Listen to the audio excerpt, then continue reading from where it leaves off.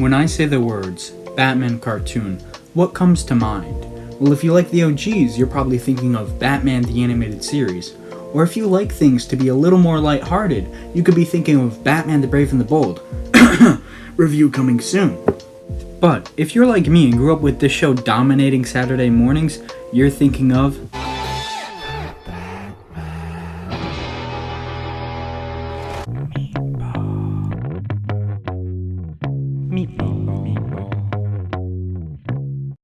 The Batman is a cartoon from the year 2004 that features a much younger Caped Crusader. Batman in this show is only in his early 20s. Having a younger Batman, though, works to this show's advantage, as you get to see his first encounters with many of his villains in Season 1, and over the course of the rest of the show, you can watch him learn and grow when it comes to fighting them time and time again.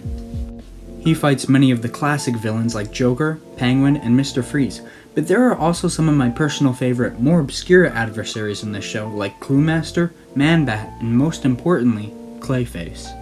They tweak everyone's origin to fit the show's timeline and aesthetic, and for the most part, it's not too harmful for their characters. Let me say that again. For the most part. But one thing you should probably keep in mind is that everybody in this universe, and I mean everybody, knows karate. Oh, it's Joker! Where?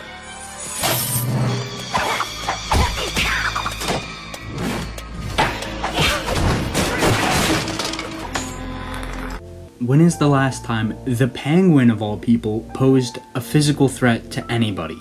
But scaling up the villain's fighting abilities while aging down Bruce once again works well for the show.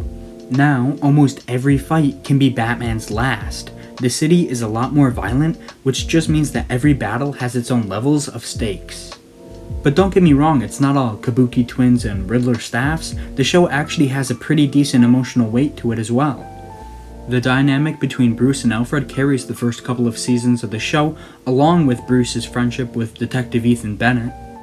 In the later seasons of the series, Batgirl and Robin are introduced, and you get to see Bruce slowly open up to his new wards while he does his best to mentor them.